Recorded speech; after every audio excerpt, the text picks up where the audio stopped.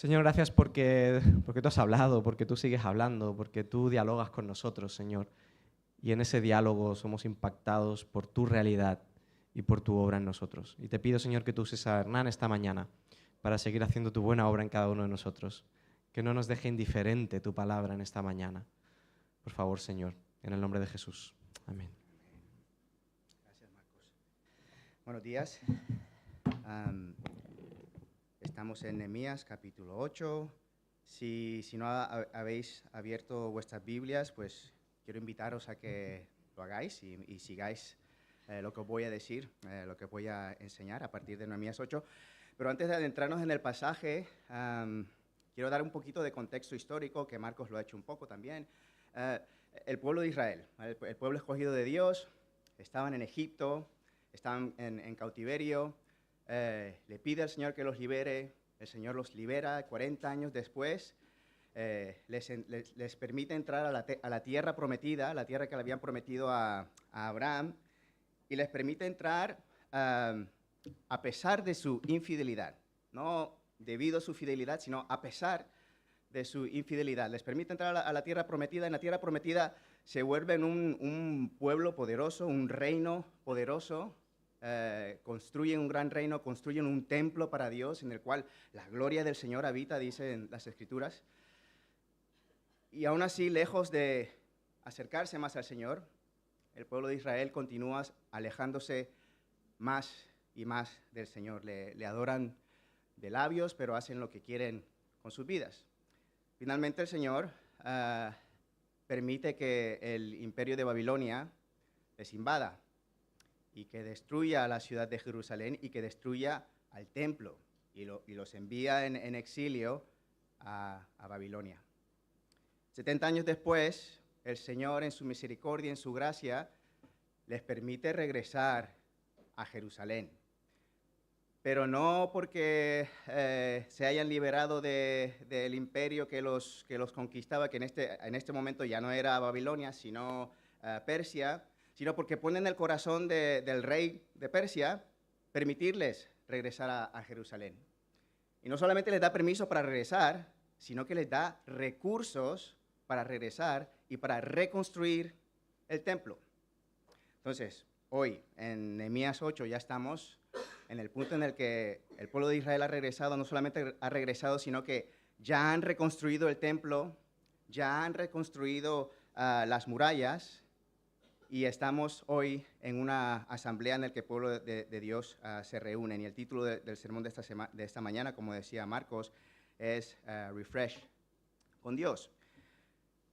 Porque eso es lo que estaba pasando en el pasaje de hoy. El pueblo de Dios está siendo refrescado. Si no sabes inglés, refresh, ¿vale? El pueblo de Dios estaba siendo renovado. Estamos viendo una revitalización espiritual poderosa, además, del pueblo de Dios. El pasaje que tenemos delante de nosotros nos presenta con elementos que nosotros esperamos que sean característicos de nuestras propias reuniones aquí en Camibell. Es decir, si alguna persona pasa enfrente del edificio un domingo por la mañana y se pregunta, ¿qué está pasando allá adentro? ¿Qué hace toda esa gente allí adentro, ¿no? O si estás aquí por primera vez y estás viendo lo que está pasando, pero aún así sientes que yo me beneficiaría que alguien me explicara con palabras lo que estoy viendo, ¿no? Pues este pasaje yo creo que es ideal. Lee el pasaje. Yo espero hacerle justicia, pero no sé si podré. Lee el pasaje porque eso es lo que estamos deseando que suceda aquí en un domingo. Y cuando consideremos este pasaje, observamos lo que la gente está haciendo allí. Nos vamos a encontrar con tres cosas. Vamos a descubrir que ellos se reunieron en unidad y con expectación. Vamos a descubrir que ellos se entendieron claramente y vamos a descubrir que ellos respondieron apropiadamente. Así que, punto número 1, se reunieron con expectación. Nos dice que el pueblo de Dios se reunió. Ahora bien, el capítulo 7, el capítulo anterior de Nehemías, nos dice que en esa asamblea habían unas 50,000 personas. 50,000 personas, ¿vale? la ciudad de Granollers, por los censos del 2023, habían 63.000 personas, para que os hagáis una idea. 50.000 personas unidas. Pero a pesar de ser tanta gente, el texto no nos dice simplemente que se reunieron, vaya, se reunieron, sí, pero se reunieron como un solo hombre, dice el versículo 1. Versículo 1. Entonces, estoy leyendo de la nueva versión internacional peninsular.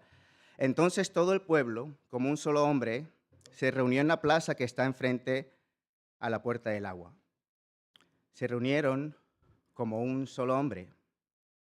Y si estamos intentando poner en palabras lo que está sucediendo aquí un domingo en la mañana, entonces es fundamental enfatizar este punto. Porque no estamos reunidos aquí como personas que van al cine, ¿sabes lo que te digo? Es decir, el verano pasado yo me acerqué a mi esposa y le dije, oye, ¿te importa si voy al cine solo? No, pero perdón, le dije, ¿te importa si voy al cine? Le dije, ¿vale? ¿Te importa si voy al cine? Y como no le dije, ¿vamos al cine? Ella dijo, ¿no? Se extrañó, le dije, ¿te importa si voy al cine? Y ella me dijo, ¿solo? Y los que me conocéis, que yo soy grasosillo, dije, bueno, yo no sé, yo supongo que habrá más gente allí, ¿no? Yo no he reservado el teatro para mí solo, ¿no? Y bueno, yo lo decía en broma, pero esta broma tiene un mensaje profundo, ¿vale? Y se me ocurrió a mí la broma, a mí solito, ¿vale?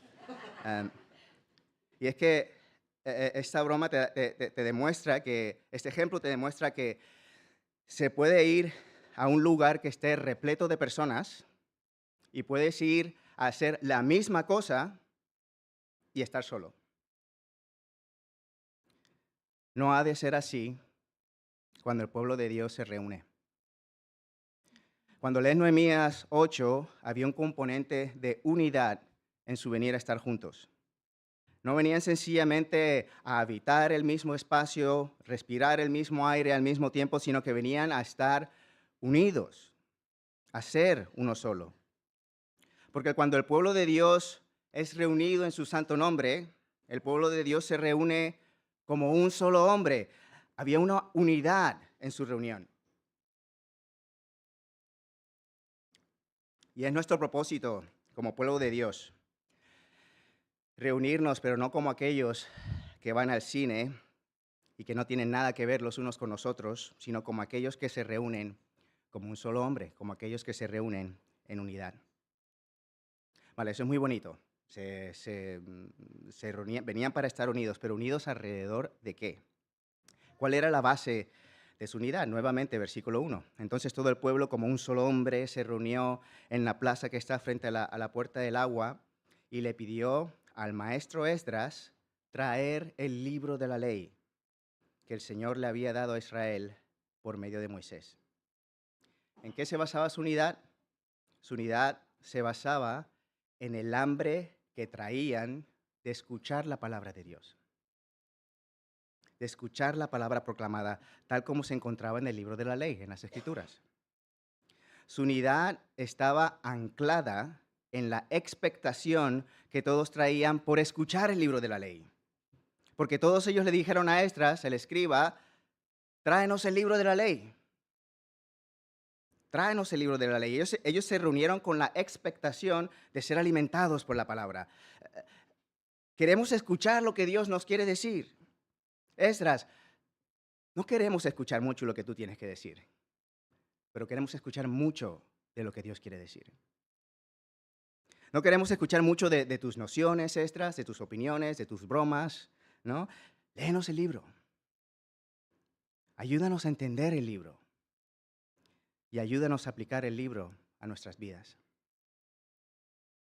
Y dice el pasaje que eso fue precisamente lo que hizo Esdras. Versículos 2 y 3 nos dicen que Esdras llevó ante la asamblea, la ley, y la leyó en presencia de ellos durante al menos unas 6 horas. ¿Vale? 6 horas. El versículo 3 dice, desde el alba hasta el mediodía. ¿Os imagináis eso? Yo sé que a veces se siente que yo predico por 6 horas, pero yo no predico por 6 horas. ¿Vale? Qué aburrido sería eso, ¿no? Pero tanta era el hambre de palabra con la que venían, que al final del versículo 3 nos dice que todo el pueblo estaba no atento, sino muy atento a la lectura del libro de la ley. Estaban muy atentos. ¿Por qué? Yo solo me pude imaginar que era porque entendían el valor de lo que contenía el libro de la ley, la palabra de Dios. El Salmo 19 dice, la ley del Señor es perfecta, infunde nuevo aliento. El mandato del Señor es digno de confianza, da sabiduría al sencillo. Las sentencias del Señor son verdaderas, todas ellas son justas. Son mucho más deseables que el oro refinado, mucho más dulce que la miel que destila del panal. ¿Es así como te sientes con respecto a la palabra de Dios?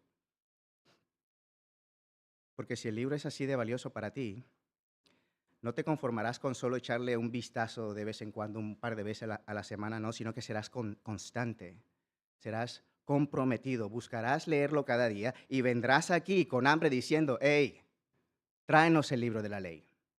Es el libro que queremos escuchar. ¿Veis cómo ellos no se reunían de una manera pasiva?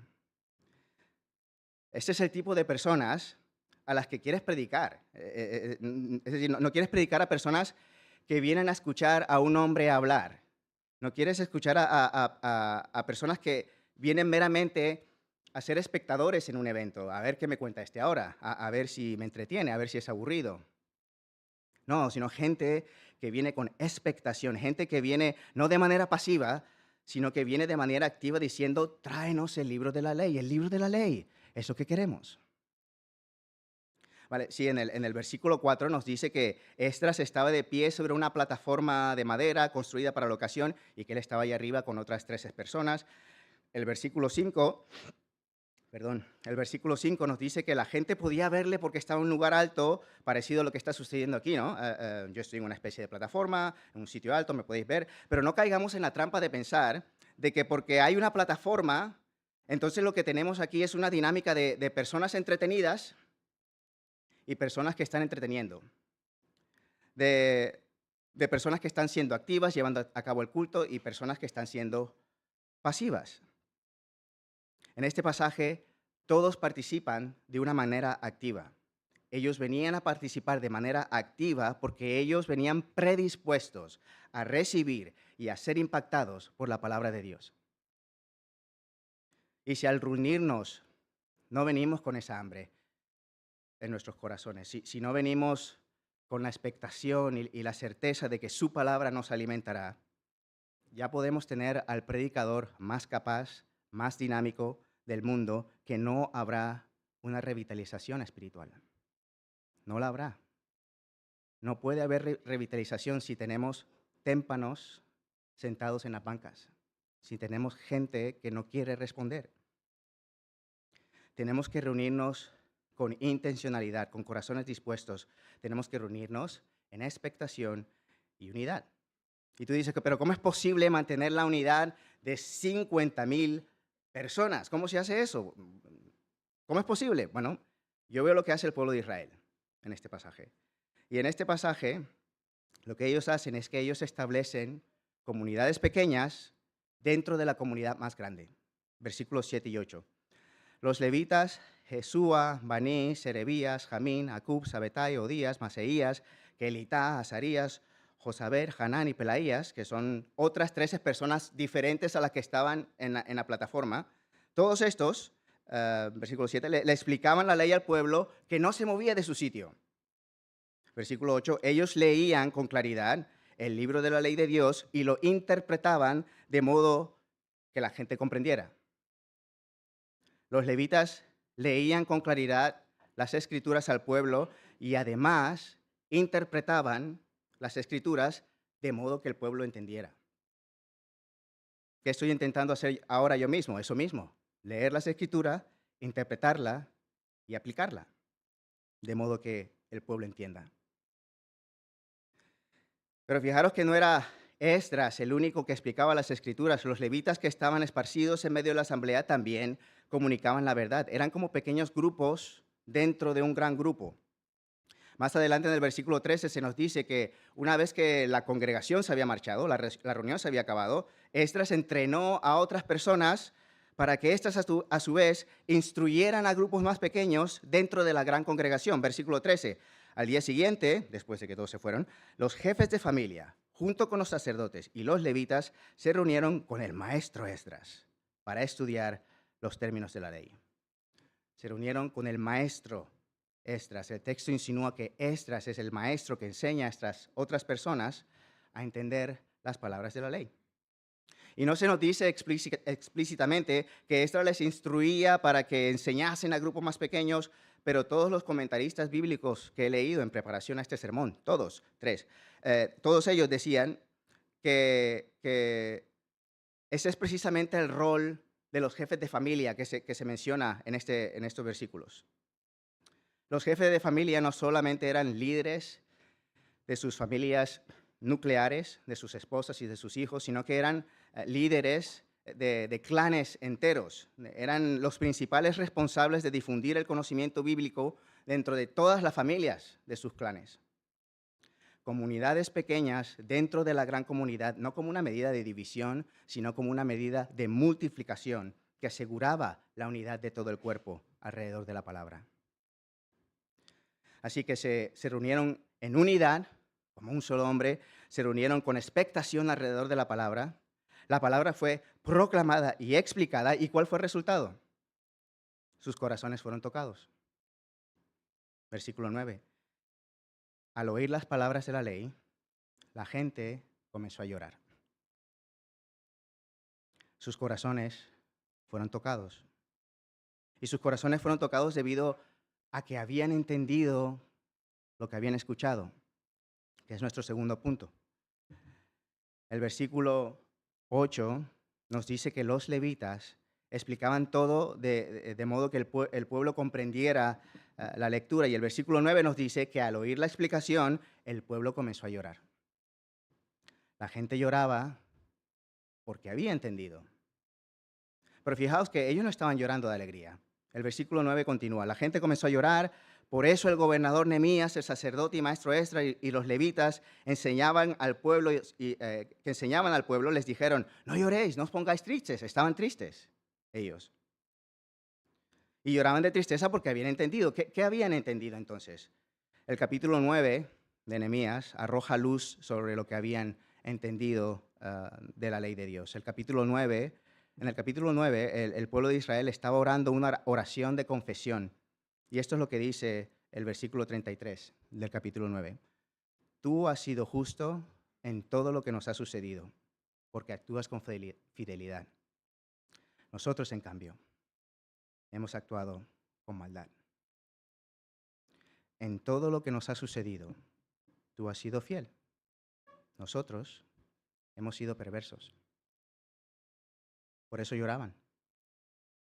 Porque cuando analizaron todo lo que les había sucedido, ellos se dieron cuenta de que a lo largo de toda su historia como nación, una y otra vez, ellos habían obrado con maldad. Ellos habían obrado perversamente. Y cuando el Espíritu de Dios y su palabra te convencen de esa verdad, obviamente te aflige el alma. Ellos entendieron claramente. Y tú dices, ¿eso es un refresh con Dios? Para eso me quedo en mi casa yo, ¿no? Me enciendo las noticias y ya si me quiero deprimir. ¿Para qué vengo? ¿Para que me hagan sentir fatal? ¿Para que me hagan sentir culpable? Ese es el problema de la religión, ¿no? Siempre queriendo hacer sentir culpable. Ese es el problema del cristianismo. Yo lo que quiero es sentirme bien, sentirme reafirmado, no que me estén diciendo todo el tiempo lo que estoy haciendo mal y que tengo que cambiar. Todos queremos un mundo mejor. Todos queremos acabar con la injusticia en el mundo, pero ninguno está dispuesto a reconocer toda la injusticia que reside en su propio corazón. Ninguno. Porque si reconoces tu propia injusticia, estás reconociendo que en el momento del juicio, tú mismo tendrías que ser erradicado. tú mismo. Entonces, no podemos darnos el lujo de reconocer nuestra propia injusticia porque hay que esconderla. De lo contrario, estás condenado. Y el problema es que si todos hacemos lo mismo, la injusticia entonces nunca desaparecerá. Y el mundo continuará tal cual como está. Pero aquí está la mismísima cosa que los israelitas no habían acabado de entender. Los israelitas habían entendido bien, pero el entendimiento que ellos habían obtenido en el versículo 8 era un entendimiento parcial. Habían cosas que les faltaba entender. Porque mientras que en el versículo 9 ellos empezaron a llorar en respuesta a lo que habían entendido, en el versículo 12 ellos dejaron de llorar en respuesta a lo que habían entendido. Versículo 12. Así que todo el pueblo se fue a comer y a beber y compartir su comida, felices de haber comprendido lo que se les había enseñado. Esta vez el pueblo se fue feliz de haber entendido lo que se les había explicado. ¿Cómo fue su tristeza cambiada a gozo?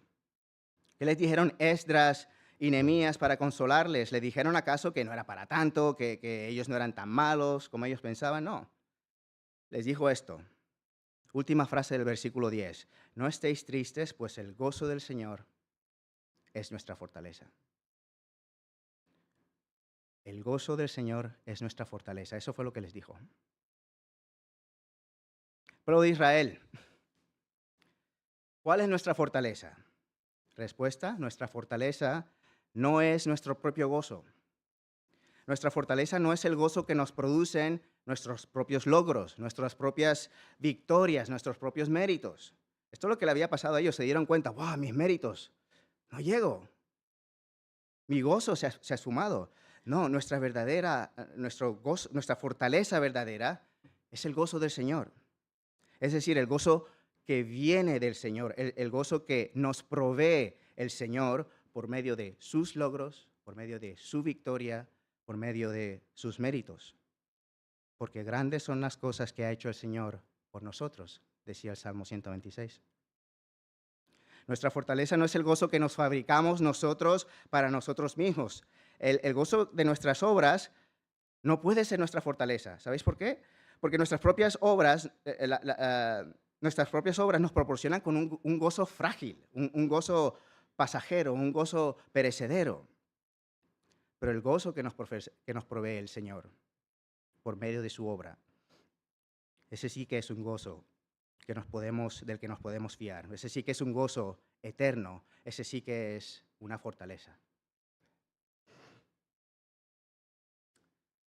Y veis, la palabra hebrea allí no se refiere a fortaleza en el sentido de fuerza. Algunas traducciones lo traducen así, es una lectura apropiada, pero la palabra hebrea que está allí no se refiere a fortaleza en el sentido de fuerza, sino en el sentido de edificio de refugio, en el sentido de castillo o de búnker. El gozo del Señor es nuestra fortificación, podría ser una traducción más clara. Es aquello que nos protege. ¿Que nos protege de qué?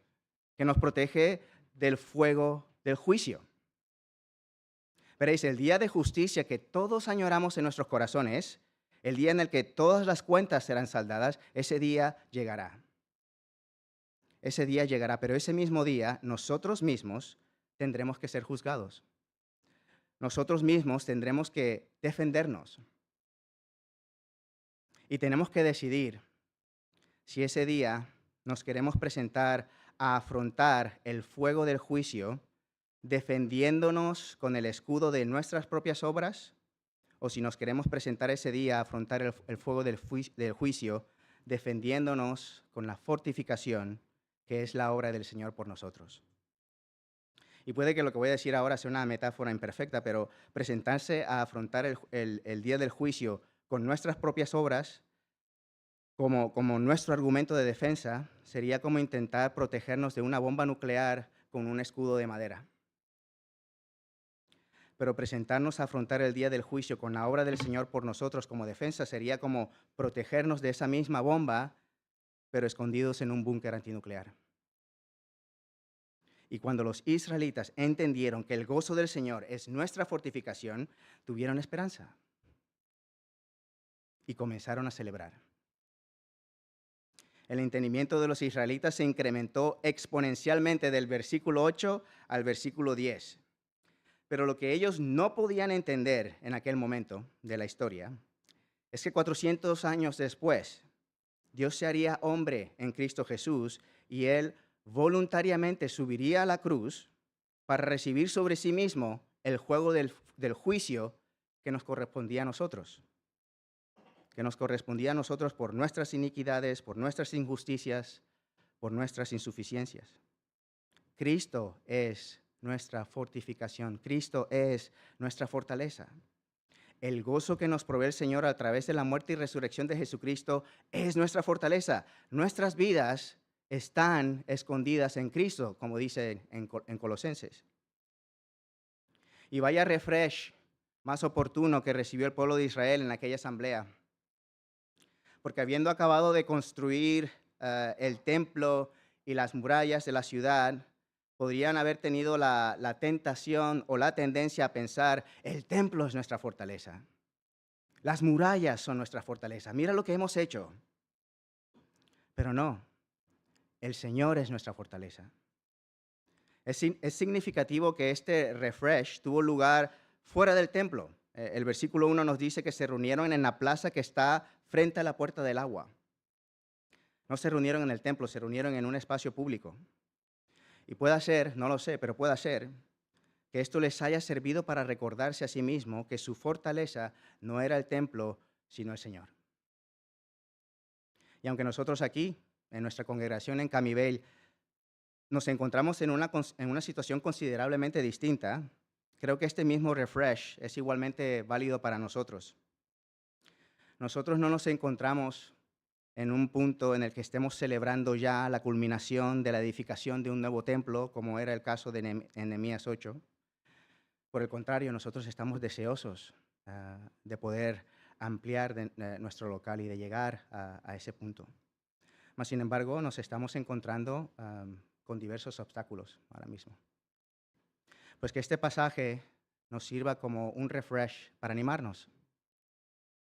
Aunque llegar a tener un nuevo templo es lo que deseamos y sería genial, nuestra fortaleza no es un nuevo templo. Nuestra fortaleza es el gozo del Señor. La falta de un templo más amplio jamás podrá frustrar la misión que Dios tiene para esta congregación, siempre que unidos nos aferremos a aquello que es nuestra verdadera fortaleza. Tengamos templo nuevo o no tengamos templo nuevo, el Señor es nuestra fortaleza. Él edificará su propia iglesia, que no es un edificio, que es un pueblo. Él edificará su propia iglesia y las puertas del reino de la muerte jamás prevalecerán contra ella. Así que ellos entendieron claramente y en consecuencia respondieron de manera apropiada. Punto número 3. Ya hemos visto que el pueblo de Israel había ido...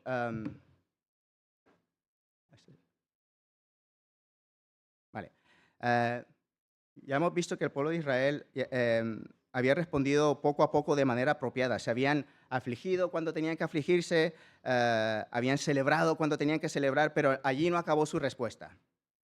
Más tarde se dieron cuenta de que su respuesta no estaba limitada a cómo respondían allí mismo en la asamblea. Versículos 13 al 15. Al día siguiente, los jefes de familia, esto ya lo hemos leído, junto con los sacerdotes, los levitas, se reunieron con el maestro Esdras para estudiar los términos de la ley. Versículo 14. Y en la ley encontraron escrito que el Señor le había mandado a Moisés que durante la fiesta del mes séptimo, los israelitas debían habitar en enramadas o en tabernáculos, como decía la versión de Marcos, y pregonar en todas sus ciudades y en Jerusalén esta orden. Id a la montaña y traed ramos de olivos silvestres, de rayán y todo esto, para ser enramadas conforme a lo que está escrito. ¿Qué les decía la ley de Dios que tenían que hacer? Básicamente dos cosas. Que durante la fiesta del mes séptimo debían habitar en enramadas o en tabernáculos y que debían pregonar la palabra de Dios no solo en Jerusalén, sino en todas las ciudades. Y dice el versículo 16, del versículo 16 en adelante, que eso fue precisamente lo que hizo el pueblo de Israel. Ahora sí tenemos a una congregación que cree en la Biblia. Ahora sí tenemos a una congregación unida como un solo hombre alrededor de la palabra, no solo cuando vienen y se sientan a escuchar la palabra, sino cuando, habiéndola escuchado y habiéndola entendido, la congregación sale y hace la palabra, la pone en práctica. Y ellos entendieron que las Escrituras les decía que ellos debían ir a Jerusalén y a las ciudades más allá de Jerusalén a difundir la palabra. Pues bien, eso entonces produce que hay una transferencia de énfasis, y el énfasis pasa de estar en nuestra reunión y pasa a estar en nuestro ir. No es que lo uno sea más importante que lo otro, las dos cosas son importantes. Es como el corazón humano, escuchaba yo este ejemplo, Marcos y yo escuchábamos este ejemplo ayer, es como el corazón humano. El corazón se reúne, se retracta y luego envía, bombea sangre. Y si uno de esos dos movimientos falla en el corazón no está funcionando bien. Lo mismo pasa con la iglesia. Si nos reunimos, pero no vamos, nuestro corazón falla. Si vamos, pero no nos reunimos, nuestro corazón falla. Pero es importante recordar que nos reunimos para ser enviados. El impacto fenomenal que la palabra produce en esta congregación no es solamente ahora, es mañana, es el lunes, es en tu clase en la escuela, es en tu trabajo, es en tu vecindario, es en tu pueblo. No es coincidencia que este pasaje resalta en el versículo 14 que la otra cosa que tenían que hacer los israelitas era habitar en tabernáculos en celebración de la fiesta de los tabernáculos. ¿Qué se suponía que celebraran los israelitas en esa fiesta? Se suponía que recordaran los 40 años que Israel estuvo en el desierto después de salir de Egipto. Habitaban en tabernáculos esos 40 años. ¿Por qué era importante recordar eso? Porque era importante que recordaran que Dios es un Dios que envía y Dios es un Dios que se mueve con su pueblo. Y Él provee para que su pueblo pueda ir. Habitar en enramadas, qué incómodo, ¿no? Pues yo creo que la intención era recordar también que nuestro ir puede ser increíblemente incómodo. Nuestro ir puede ser difícil y Dios nos puede estar llamando a ir de una manera en la que tal vez no estemos ni siquiera dispuestos a considerar que hemos de ir. El pueblo de Israel no quería regresar a Jerusalén. Eso lo hemos dicho ya algunas veces en esta serie. El profeta Ageo tenía que reprenderlos para que regresaran a construir el templo y a reconstruir las murallas. Ellos no querían venir, estaban muy cómodos en Babilonia. Leed del profeta Ageo. Y si nos vamos más atrás, más de una vez durante los 40 años que el pueblo de Israel estuvo en el desierto, el pueblo de Israel quiso regresarse a Egipto. Ellos decían, es que estamos mejor allí, en cautiverio. El ir es difícil. Nuestro ir será difícil. Pero en nuestro ir, Dios se mueve con nosotros. O dicho de una mejor manera, en nuestro ir, nosotros nos movemos con Dios. Nosotros vamos con Él, porque la verdad es que Dios es un Dios que va. Es un Dios que se acerca, es un Dios que desciende. Y la pregunta para nosotros como comunidad es, ¿nos vamos a mover nosotros con Dios?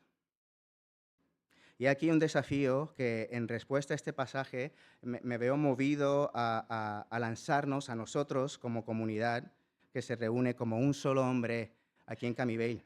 Y es un desafío que puede ser incómodo, es un desafío que sé que podemos querer descartar rápidamente, pero el desafío es este. La visión clara que desde hace algún tiempo tenemos ya aquí en Camivale es que nos vemos movidos a impactar y a bendecir la ciudad de Granollers. Y los que somos miembros de esta iglesia hemos dicho, sí, eso es lo que tenemos que hacer. Y de hecho en el retiro de iglesia nos planteábamos en las preguntas de los grupos pequeños de qué otras maneras podemos impactar como comunidad a la ciudad de Granollers. Y he ido escuchando durante la semana que en algunos grupos se planteaba el desafío de la distancia. Es muy difícil bendecir más a la ciudad porque es que vivimos muy lejos. Y nos cuesta, la mayoría de nosotros no vivimos en Granollers. Y yo creo que nos hemos ido dando cuenta de que es más difícil impactar a una ciudad si no vives allí. Entonces el desafío es este: si somos miembros activos de esta comunidad y si sentimos que este es el llamado que Dios tiene para nuestra comunidad, quiero animarnos a que consideremos en oración y en ayuno un movimiento misional, que consideremos en oración y en ayuno tú de manera individual si el Señor te está llamando a ti a mudarte a Granollers. Consideremos también en comunidad a quienes de nosotros el Señor podría estar llamando a mudarse a Granollers. Cuando el pueblo de Israel regresó a Jerusalén, se daban cuenta que hacía falta gente, llamaban a los levitas no querían venir, ¿os acordáis de eso?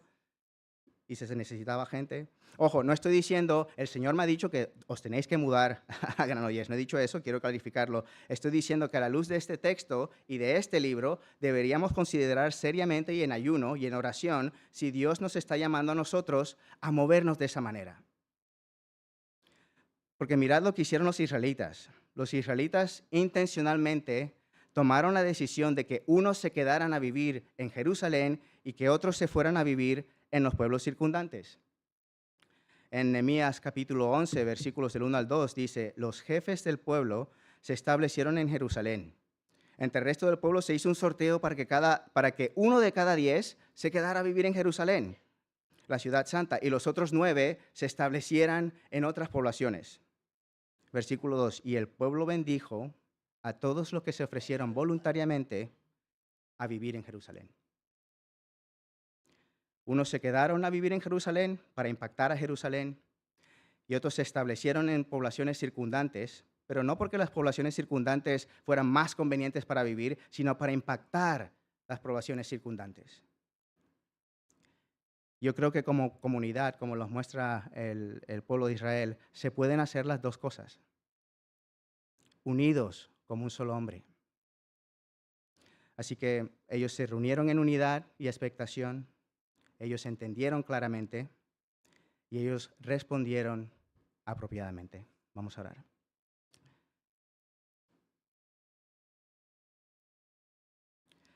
Santo Padre, te damos gracias por tu palabra y te pedimos, Señor, que tú deposites tu espíritu en nosotros para que nosotros vengamos con el hambre, Señor, de escuchar tu palabra y estar dispuestos a ser desafiados por tu palabra, Señor.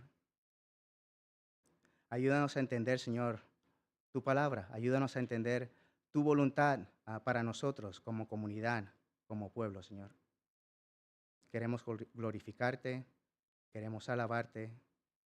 Ayúdanos a ser un corazón que late, que se reúne, Señor, para ser refrescados en ti y que luego va también como un solo hombre, Señor. Y te pedimos todas estas cosas en tu santo nombre. Amén.